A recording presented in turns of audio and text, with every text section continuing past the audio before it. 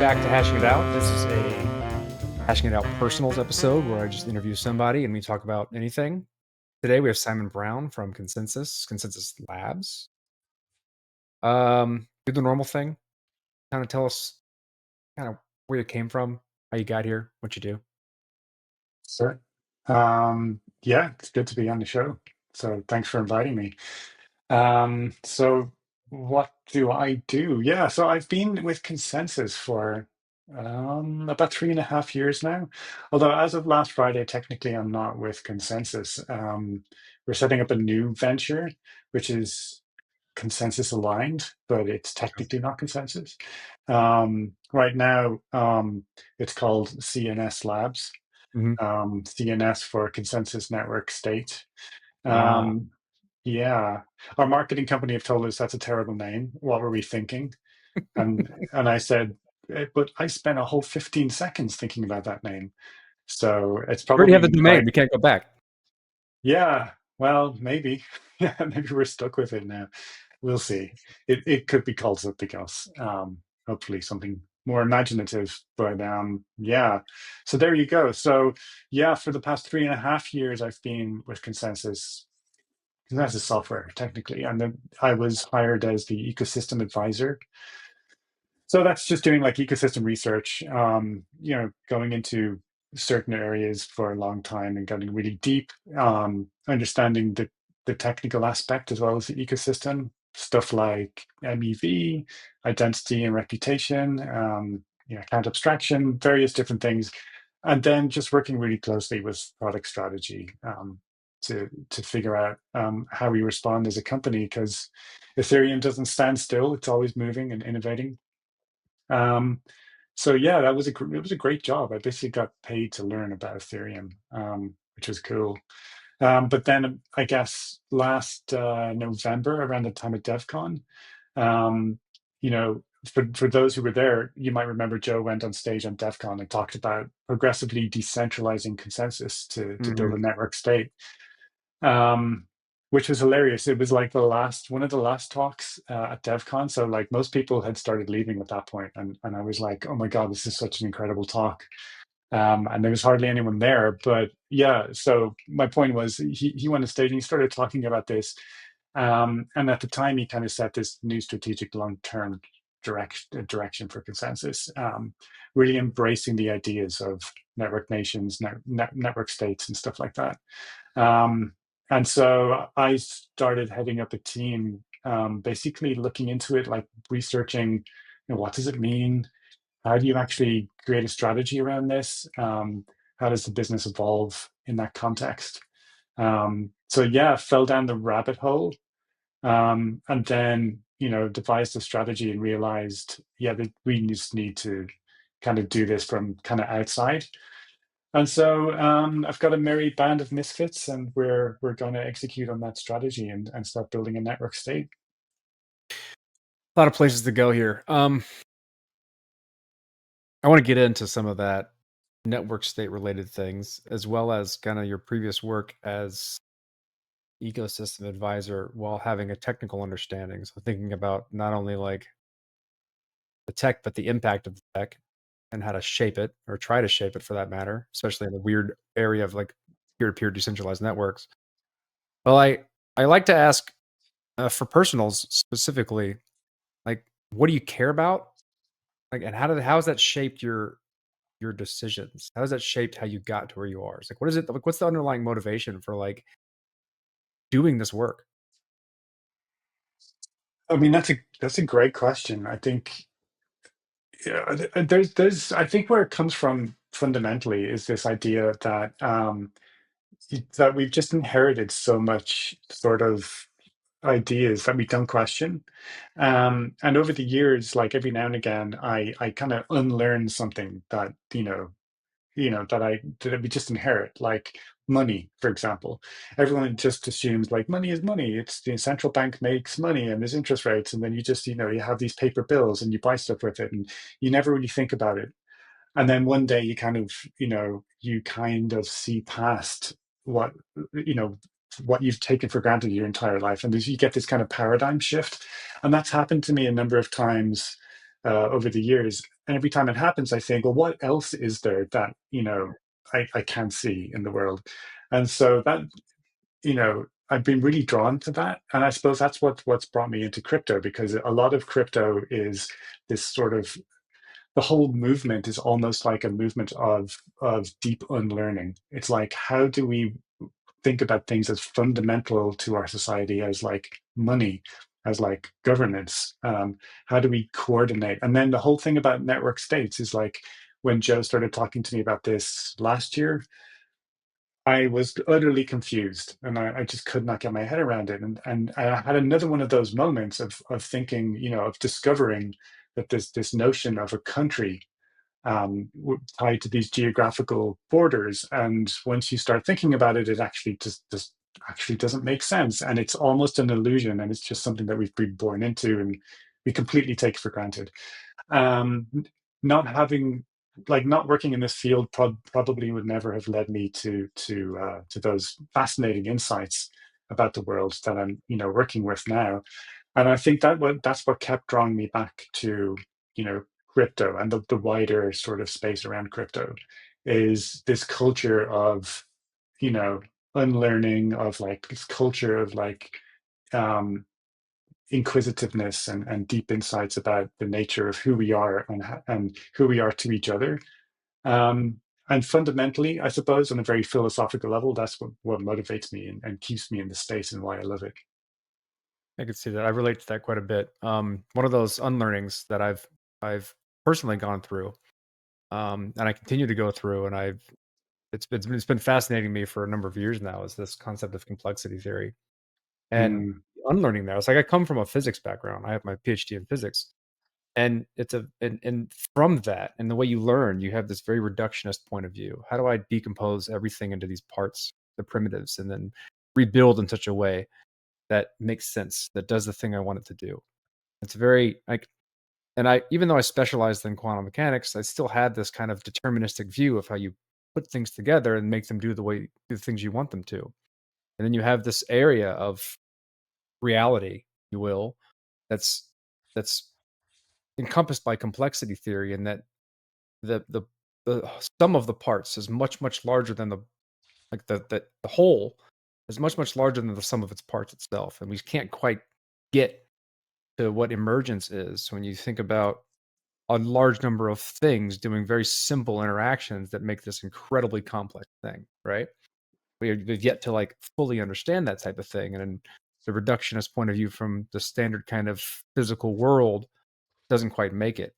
And then when you start getting into the systems we're creating, especially with ones that we don't necessarily control, that have a lot of independent actors, that have economies associated with them, with individual actions, and all the game theory associated with the peer-to-peer networks, and how to build nations, and network theory, like all, like it's a real kind of cross section of a lot of these places that complexity theory is still trying to figure out.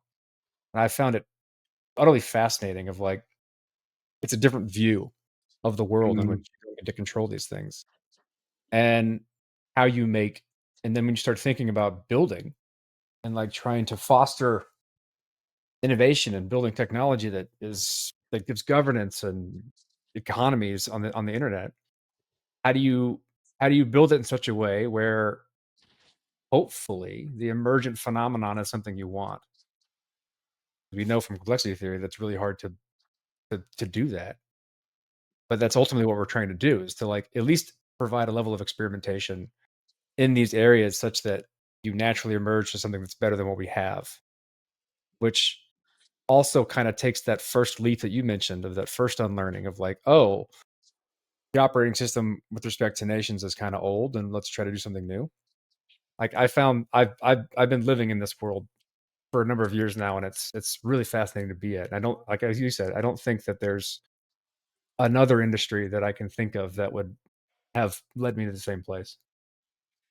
yeah, I mean, I it's brilliant that you brought up complexity theory. I only discovered that in the past 12 months, and there's a guy on my team. Mike Norman, who's a PhD in complexity science. Mm. Wow. He's an absolute gigabrain. And he introduced me into a lot of the things about complexity science and complexity theory. And it just blew my mind, you know, and it's like a way of looking at the world where you don't like think, you know, this is exactly how things are going to happen, and you know, this is our best guess, so we're going to just, you know, we're going to make things work this way and architect this kind of top-down system. You just kind of like figure out a way to sense and then respond to how things are going to evolve without necessarily knowing or fully anticipating how they're going to evolve. It's a completely Hoping. different way A lot of, of hoping. yeah, I mean, to give it, okay, like to give it a very simplistic example, I always think, you know, when architects build like in university campuses or something, they build paths between different buildings, and these paths go in straight lines usually, and then people just naturally just take a shortcut. They veer off one direction or veer off another direction based on where they happen to be going in different buildings and stuff. And so you see these sort of like well trodden muddy paths through lawns that, you know, people Hmm. kind of take shortcuts. And whenever I see that, and this is like obviously a very relatable phenomenon, whenever I see that, I just think, you know, it's really interesting how then the institution sort of responds. You know, does it put up a little fence? Does it put up a little sign saying, you know, keep off the grass? Or does it leave this kind of muddy, you know, foot kind of trodden path? Or does it actually just, you know, rebuild the path to, you know, the way people naturally walk? More often than not, they don't. They just leave these very rigid, straight structures, and then, you know, the reality is just like people do their own thing. Hmm. And you know, that's a really good visualization of something that happens at all levels of society. It's like the way things are supposed to be done and the way we pretend that they are, and then the way people actually just do things, which is more often than not much more organic and fluid and totally different. So if we can build systems, and I think we have an opportunity to do that with crypto, build systems that kind of much more organic and fluid and actually respond to people, you know, how they actually, you know, what their actual needs are. I think that's going to make, you know, things much more interesting. Yeah, the book that I'm currently reading, which is a lady that has been spent time at the Santa Fe Institute, which is like kind of like the main institute for complexity theory. Uh, I just started reading it last night because I've been kind of need something else to read. And one of the distinctions she makes, trying to like introduce the user to the concepts. There's this differentiation between chaos and complexity, right? Mm. And especially like like complex adaptive systems. So chaos tends to be this thing where a small change in the input gives this wildly different outcome. So that leads to why like meteorology and weather reports don't work very well outside of a week because they're chaotic systems. They're deterministic, in which, but like then you have complex systems, which are a very different thing. And uh, like I always think that people think when you give them when you make a system and give it up, give everyone control, like their own control, as much of control as you can give them within the system, you end up with a bunch of chaos. But it's not necessarily the case. I think it's more of a complex system. And I'm curious about like you've been doing a lot of years of work thinking about technology and then its subsequent impact on the communities in which they're using that technology. How have you approached those problems when trying to adjust the technology to do the thing you want it to do within the social impact?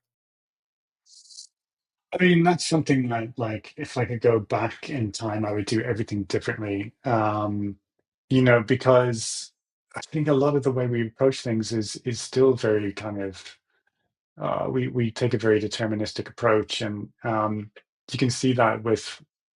I think Ethereum is quite good in terms of like the fact that there is a distinct lack of arrogance and a willingness to embrace the fact that we don't really have everything solved.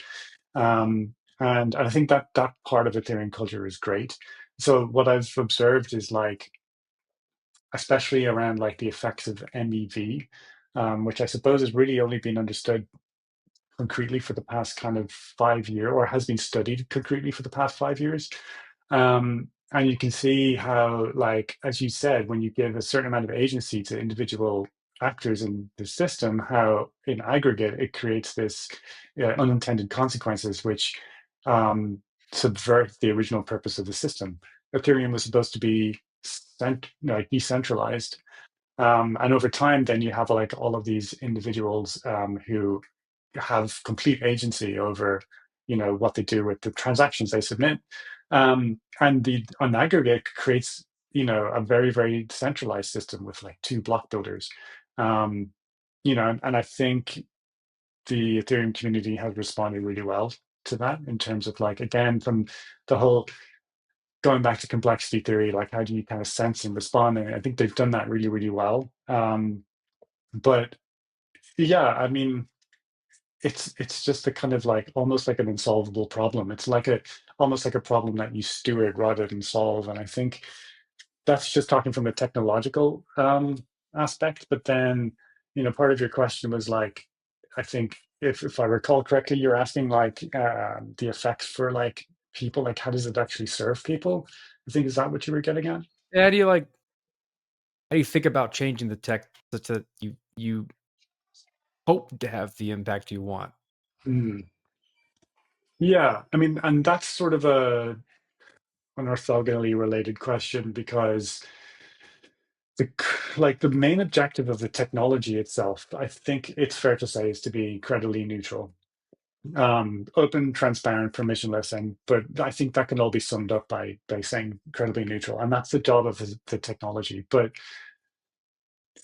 that doesn't immediately serve anybody, right? Mhm, Obviously you need this technology to be credibly neutral, and I think that opens up a whole range of use cases. But then, how does it actually serve people? And that's where crypto is starting to pull in people from different fields like social sciences, right, to kind of understand like the legal sphere as well, to understand like, okay, well, now how do you actually change things to run on this technology and this like incredible technology, but in a way that we can actually do things, have material impact in people's everyday lives.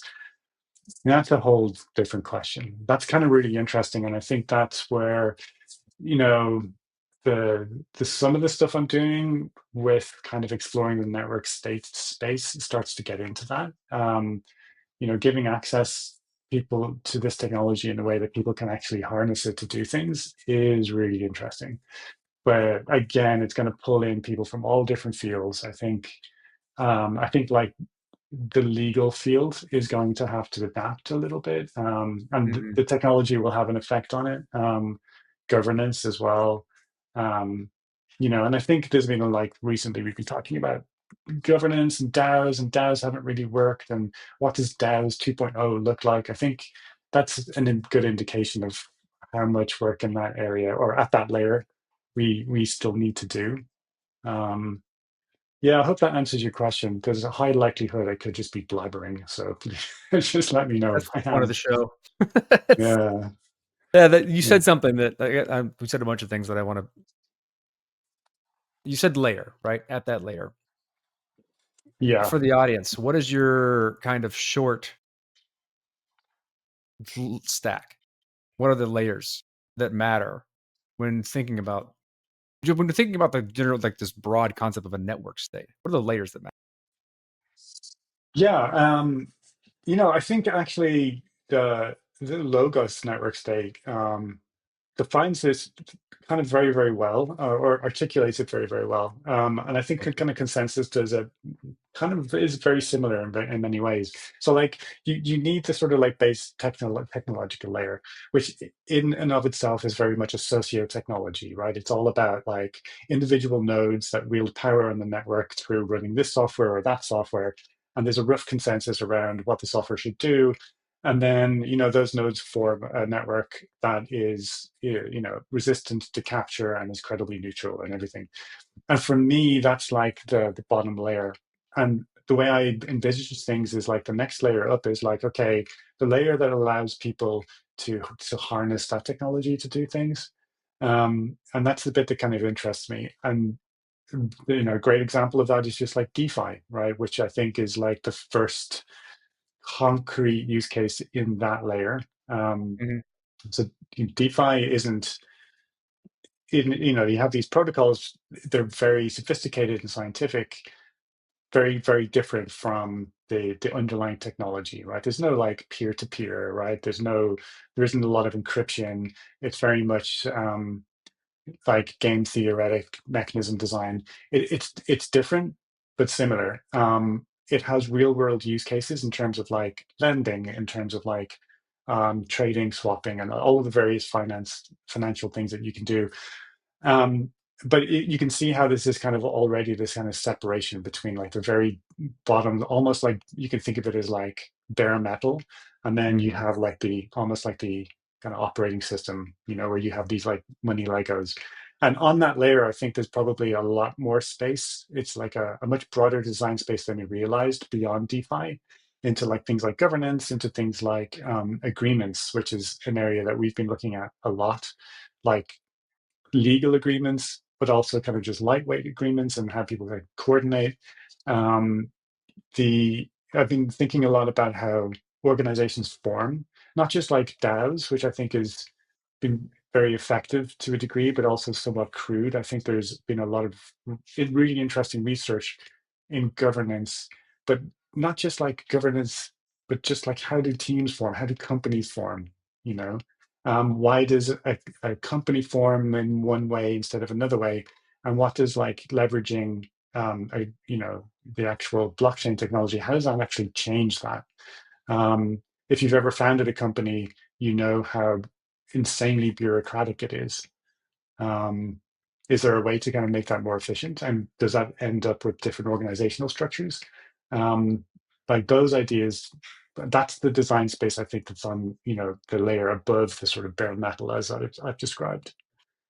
Yeah, when thinking about that, we've done a number of experiments within the IFT and status logos, Nimbus, like, and how to decentralize or conduct or do business together, work together in a way Mhm, that isn't this top-down corporate structure. Because like or at least the migration from that, top-down structure naturally into something that, the people who should be opining on things are opining on things and not burdened with other things, and the money flows appropriately when they do that. And so like within the show, I think in the Bitcoin podcast, which is our sister podcast, my co-host D has kind of broken down DAO, and we think we've done like the way in which we've tried to do it within the industry at this point is kind of backwards.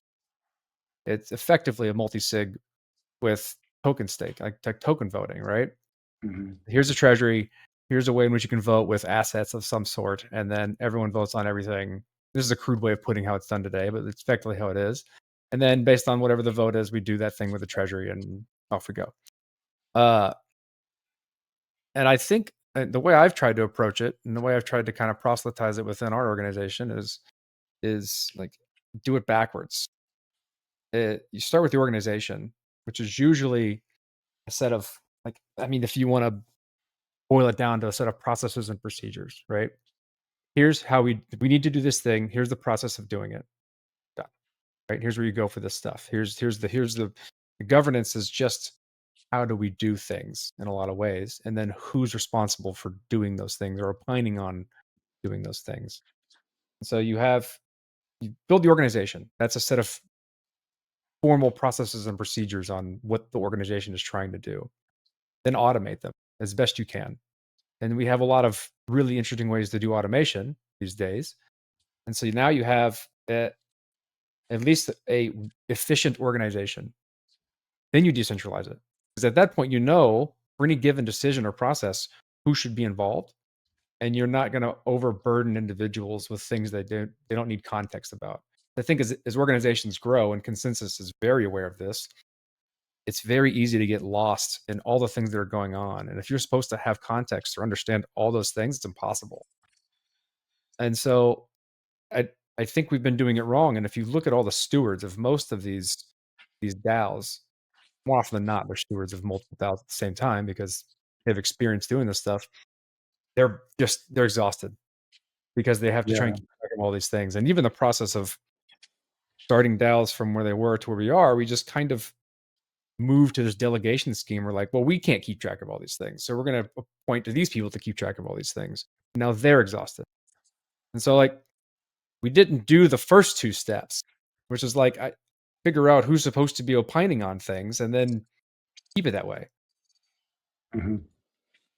I mean, it's so interesting because like, who knew that this is where, like quote unquote crypto would bring us? Because it started very much as a very computer science focused, like building protocols. And then, when I started getting into crypto, I just learned how Bitcoin works, learning how peer-to-peer networks work, learning how like rudimentary protocol design.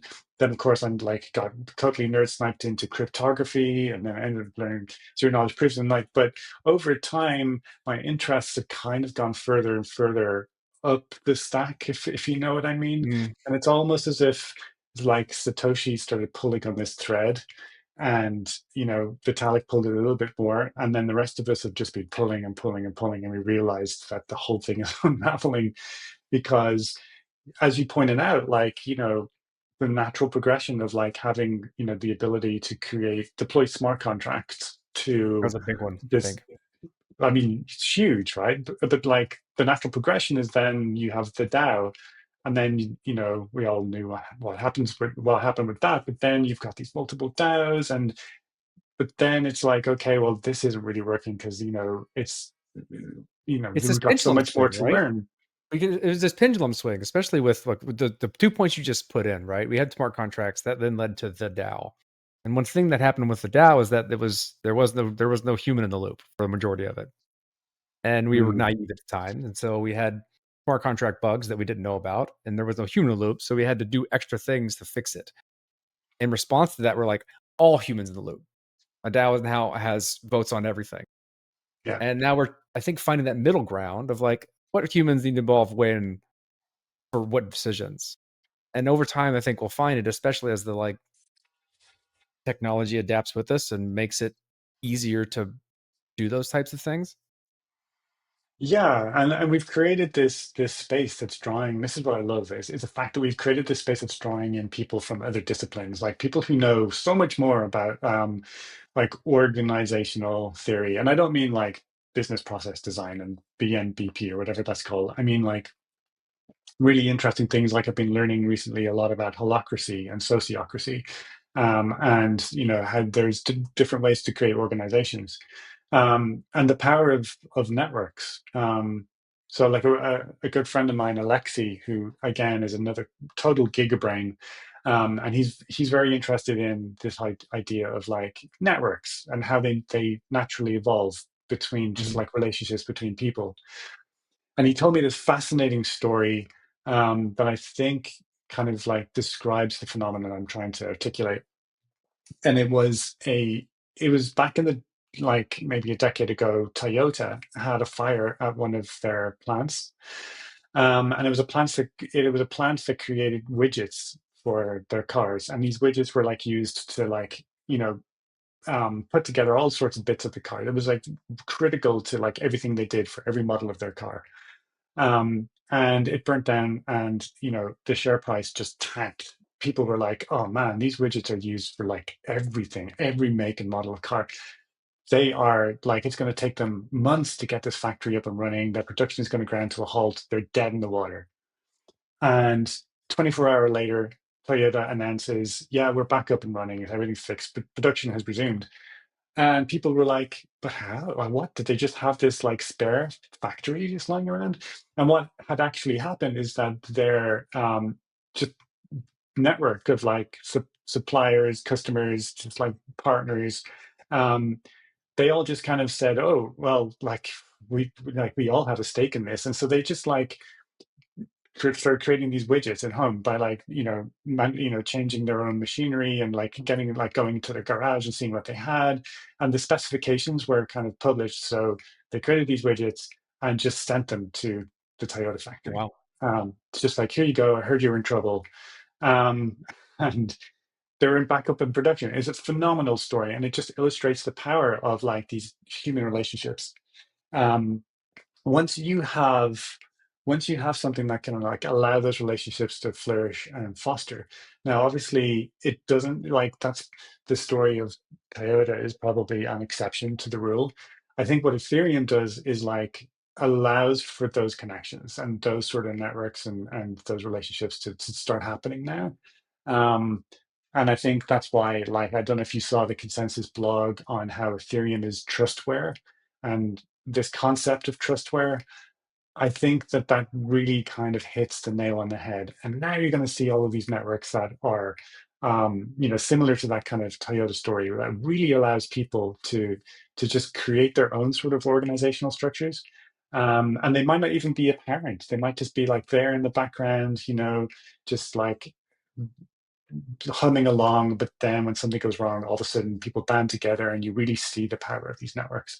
That's what gets me really excited at the moment. And that's what I think the technology is going to allow. What is something that like you see happening now that gives you that excitement? Like, what is there anything going on that you watch and you say, "Well, I didn't see that coming, but I'm really happy it's happening." I think, I mean, this is going to sound really narcissistic, but I think what I'm working on right now is really exciting. Um, I think, when we were thinking about um, like how do you build a network state, you need well, the insight we had was like you need to start with people who build stuff, right? So you need to start with builders and founders, and give them what they need in order to flourish and thrive and create relationships with each other. And so then we started going, well, what do they need? And again, it's just like one of those threads that once you start pulling, it just keeps coming. And we realized, well, everything in Web3 now is dependent on non-Web3 stuff. It's like you want to set up a Web3 company that does something with Ethereum, maybe you're, you know, some clever idea around, I don't know, fully homomorphic encryption or something. I don't know. And it's like a crypto native like Web3 company, but you still need like lawyers, right? You still Mhm. need like a HR firm that's like very, very traditional, and they'll tell you, well, you need a bank account. And then the bank is going to say, oh, you need to register for this. If you're in the US, you're going to need an employee identification number. And then you need to register with the IRS, and you need to do, and there's just like tons and tons and tons of paperwork. Same with like funding. It's like, well, you need to go to VCs, and it's very TradFi focused. Everything is kind of done with like Yeah. it's Long it's gone are the it's days of the ICO. to get to the point where you're creating the crypto technology, and maybe to get to the point where you're actually creating the tokens. Right up until that point, you have to do everything non-crypto. Um, it's hilarious, right? And so it's just like, right, how do we actually bring this crypto out from the kind of like the shadows it's in, so that like if someone with has an idea, they can just go fully like crypto native, crypto rails the whole way. Just get on the computer straight to like do everything on Ethereum. That's, I mean, might be kind of an ambitious and aspirational goal, but that makes me excited. It's like I can sense that we're getting nearer to that point. Um, and then, the more people who do that, the more people who have an idea and build a small community around it and actually take it to market and make it sustainable.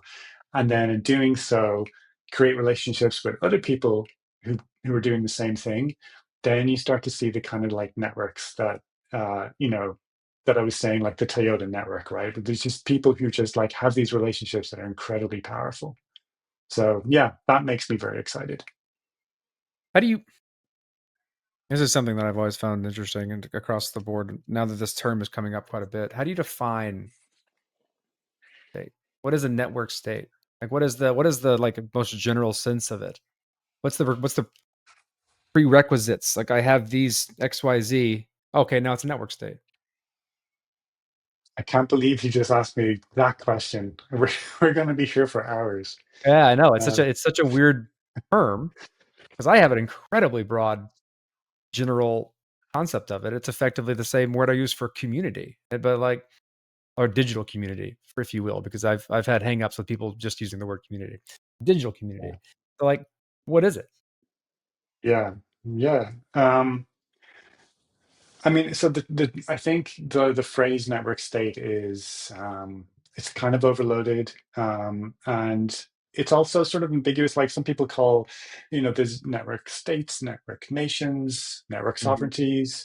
Vitalik wrote a post where he said there's at least four different types of network sovereignties, um, and so yeah, it does get very confusing, I think. I recently kind of was chatting, or well, I was tweeting to myself about this, trying to figure out what's the difference between a network state and a network nation. Um, Now, for me, a network state is about it's about like institutions that are sovereign and networked. And so it's not a network nation, it's very much a state, right? There are institutions. So there are things that you can choose to depend on, right? So, for example, you would think one day a network state could provide you, for example, a mortgage, Mhm. healthcare coverage, education, like things like that. I think a network nation is slightly more amorphous and has to do with more sort of like cultural identity and community and relationships. Whereas the state sort of like crystallizes these into more material and pragmatic concerns. To my mind, that's sort of like what it means. But crucially, I mean, what makes a network state different from like a country? Um, Obviously, it's not delineated by kind of arbitrary geographical borders. Um, it's about people first, not land. And it harnesses technology, obviously.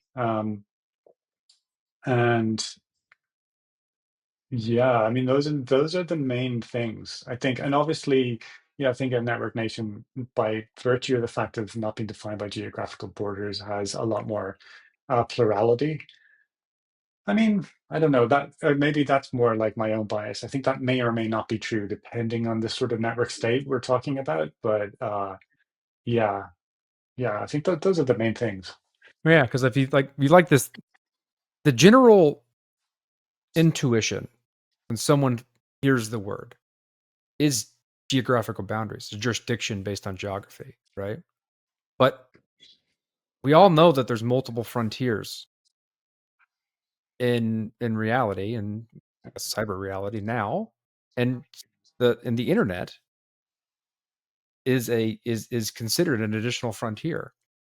And so if you look historically speaking, you have land, and then sea was the original frontier. And you had pirates that kind of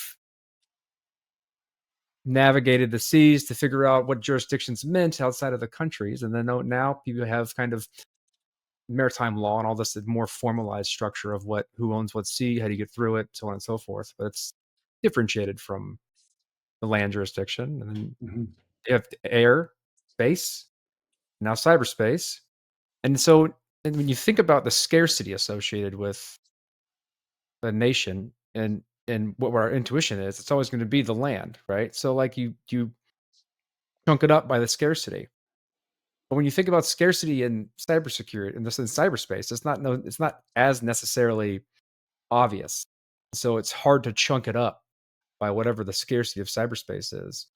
A blockchain gave us something. It allowed us to do digital ownership, and individual networks that can talk to each other. So we can start to see, I think, something like that because the moment you introduce a scarcity within a network via a token and consensus, you can start to find boundaries and then discussions between those boundaries. And we already have that now with, you know, effectively bridges between chains and how we do swaps of value between one community and another. mhm, And so making a swap between Bitcoin and Ethereum is exactly that. The communication between two entities, two communities in cyberspace. mhm, And so when I think about a network state, I think about that's my intuition is around that boundary. That like a community that has some tokens associated with some value based on some ideals. Like Bitcoin value is steeped in the ideals of what Bitcoin is. Kind of a proxy for that. and then communication between them that gives it like a relative value on a global scale. And so I think what we're building is like more formalized infrastructure for allowing people to create the communities, and then the ability to interact between other communities via like value or whatever agreements. Yeah. Yeah, I think that's exactly right. Yeah. And I mean it's back to that whole idea of unlearning as well. Like people, when people think about a state, a nation state, right? They automatically think, well, there's a big government, and the government are powerful, and they're in control of everything within their borders. I mean, how true is that, really? Like even going back to 1980s, where kind of like neoliberalism started to introduce this idea of like creating efficiencies and therefore creating wealth through privatization and basically handing over control to private corporations who Mhm. then became bigger and bigger and bigger and started wielding more and more power and then became multinationals, right? And then you have like the technological revolution. And so, it's kind of like a lot of what the government of a nation state controls, it doesn't really control. Like how powerful is Twitter, right? How powerful is Meta? How powerful is Amazon? Hugely powerful, as it turns out. And so are a lot of other like massive corporations. And especially in like the United States, you've got some corporations which just like govern like huge things like the prison system, right? Mhm. Health system. And so the government isn't um We've this blurred like those lines pretty all significantly. yeah, so we're already past the state. We're like well past the phase of like governments being in charge of everything, and we're well into an era of like polycentric sort of like governance where there's like different powerful actors who govern different concerns. And it's almost like back to the kind of idea the sort of visualization I described where like you're in a university campus and you see these like straight lines, but the paths are straight, but like people just kind of veer off in their own direction, but they don't change the paths because we just kind of just don't acknowledge that there's these other structures that appear organically. And that's what's been happening. It's like there's these other structures that have been appearing organically that we're not acknowledging. And it's time to kind of like, as you said, formalize it a little bit and say, well, yeah, actually, we're kind of in the post nation state era, and let's just acknowledge that and start leveraging technology to actually, you know, acknowledge it properly and start building these other governance systems that people can opt into, that are like ancillary to their nation state government. Um, and it's kind of been exciting to be, um, at the kind of leading edge of that, as you guys are. I mean, from your perspective, are these the sort of conversations that you've had, in the Logos community? Oh, yeah. And Yeah, identifying what that word is and effectively, and especially like first use cases, like how do we build things now that serve the purpose of formalization to help real world needs today, that then build up to the grander scale of what like the long-term 10-year utopia vision is of what a network state could be. yeah, Um, Making that finding those things in between is the interesting one because you want to solve problems now with either the tech we have today or something very close so we can build it soon that eventually builds into this very large vision of what could be. And I think so like you said something there that I want to kind of further elaborate on because I found it other people have found it difficult to grasp. And that is this idea of formalization of these things and the effect of that formalization. And for the crypto native people who are listening, um, we've seen this multiple times already just within the Ethereum ecosystem. And so, and I usually like to use the ERC-20 standard as an example.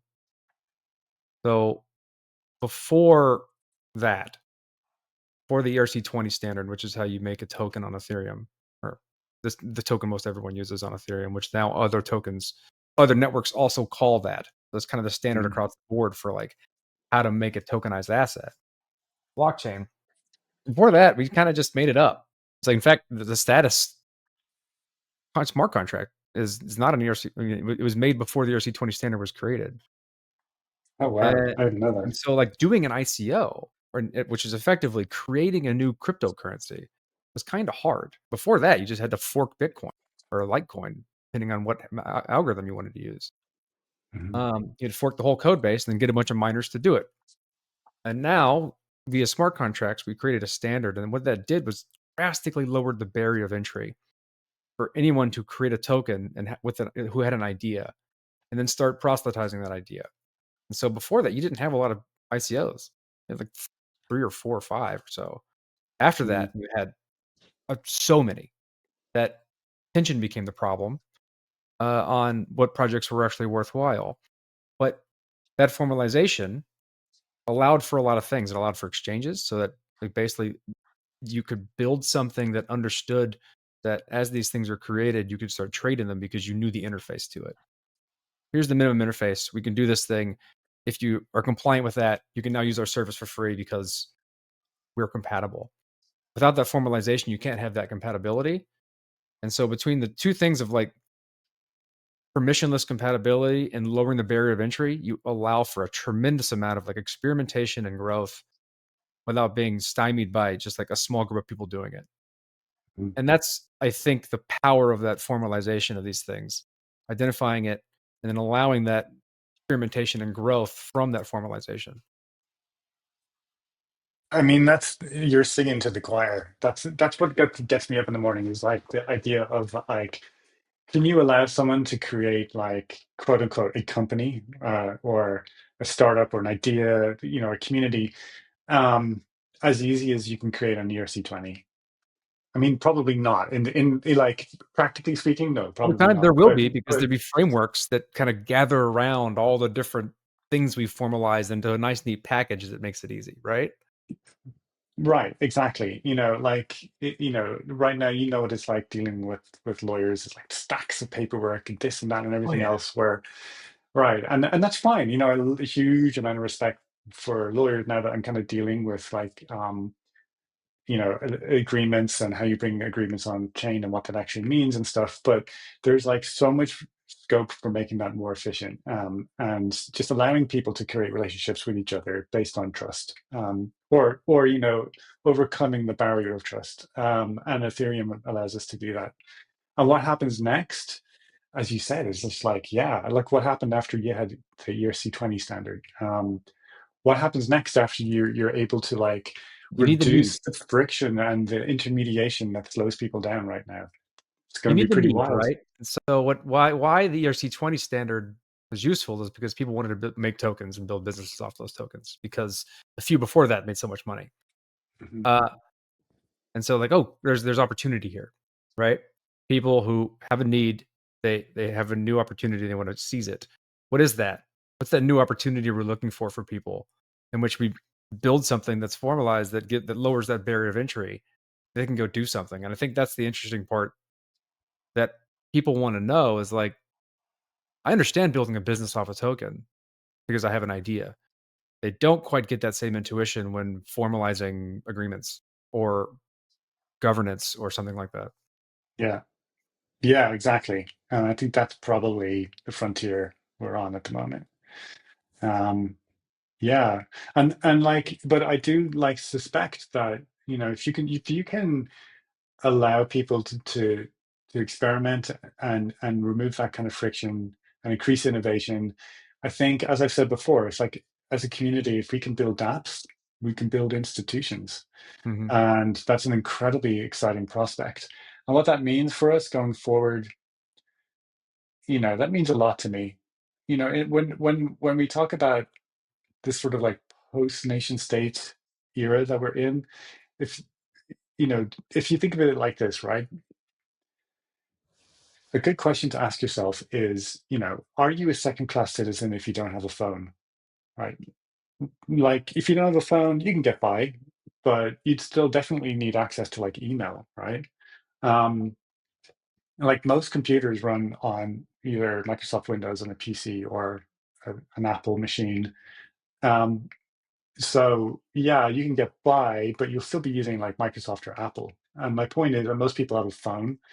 and you're at a disadvantage if you don't.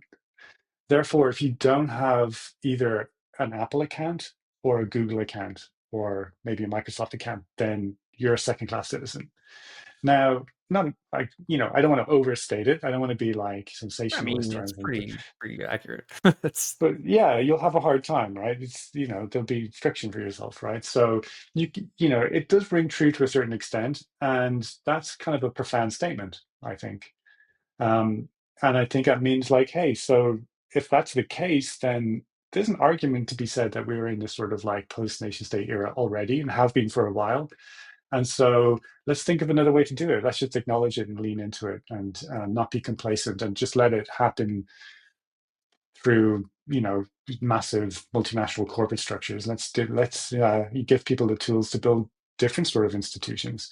And it starts with like, um, being able to like really quickly have standards around agreements, organizational structures, stuff like that.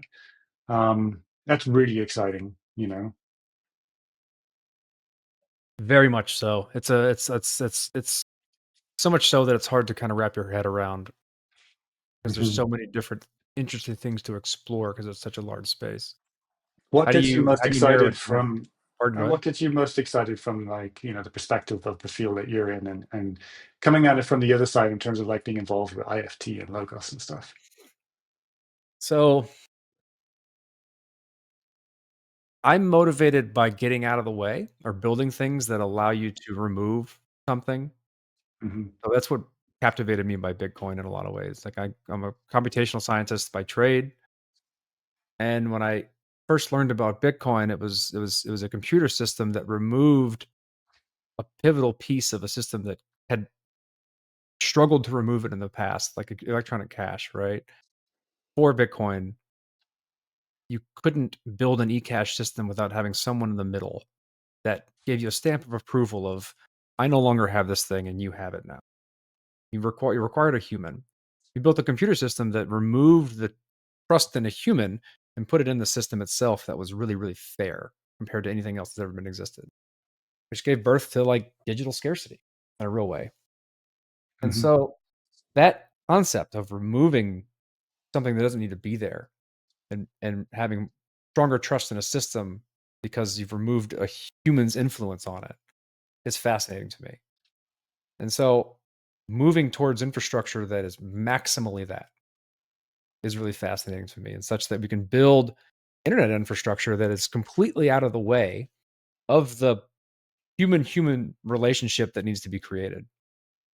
And since there's such a complexity of like human relationships depending on what you're doing, that's going to translate to like a really complex tool set that we have available to us to build new things depending upon what the community needs, right? And so I'm interested in that. How do you build this general tool set such that a group of people can come together the way they should and not be encumbered by the technology they use on the internet? Mm. And Yeah. so how do we remove as much of us from that process of communities coming together on the internet? And so when you think about what you just said with the state of the internet and it being kind of run by a few organizations, because if you don't have these things, you're second class citizens, and that's just the way the internet works. I don't like that, right? And so, like, that's a lot of it, things that are in the way that don't need to be there. And so, when I have my ideal picture of what the internet is and how it fosters human relationships, I think those things need to get out of the way. We just haven't figured out how to do it yet. Yeah. And so, when I think about like the tech stack that the IFT is making with logos, in my opinion, it's that it's like maximally how close can we get to a internet tool set that enables people to come together in the manner that they need to without anything else getting in the way or like capturing it for that matter. Yeah. Yeah. That's exactly it. Yeah. I mean, and it's interesting the way Logos is an IFT is sort of approaching that, where looking at like Waku, Codex, breaking it down into things that people need on in the digital realm, Mhm. and breaking it into these like really important fundamental components. Um, that's definitely the way to approach it. And from a societal perspective, it's almost like if you could go into like, again, on the kind of like layer above it sort of idea that we were talking about earlier, you can go into literally any village in the world and you'll kind of see the same pattern, right? Like, on the main street somewhere, there'll be like a courthouse, and then nearby or adjacent to it there'll be a bank, and then probably across the street, there'll be, a whole bunch of like attorneys, solicitors, lawyers, offices, Mhm. whatever. And there's that same pattern like everywhere, right? And it's almost like with Bitcoin, it's like, removing the thing that we need. It's like we've sort of like removed the bank. And now you go into the village and the bank is just like closed down and boarded up because it's like, oh, we don't need that. And he's looking around, it's like, what can we do that with like the other important buildings What that else we can we find do on the this main for? street. Yeah. Yeah. Yeah. So that's kind of like the process that seems to be unfolding right now. And yeah, it's fascinating. Very much so. Um, Coming up on an hour. Is there anything that you wish I would have asked you that I didn't? Whoa. I suppose like what I should be doing like is technically I should be trying to plug Yeah, what I'm shoot doing on away. the side. Yeah, yeah. There's nothing to plug just yet. We don't even have a social media account. So, all I can do is I say stay tuned. We are going to come out of the shadows in about a month or so. And once we kind of come out of stealth, and I've finally decided on a name, and we've been building a whole bunch of stuff, and we're going to be rolling it out piece by piece, and it's going to be really interesting. So stay tuned. That's about the best I can do right now. Sorry, that's so lame, but yeah, we're still a work in progress. For now, I'll just make sure they follow you so they can keep track of when that happens. Yeah, yeah, yeah. Follow me for now. Yeah, All right. Thanks for coming on the show. it's been a pleasure. Thanks so much for having me.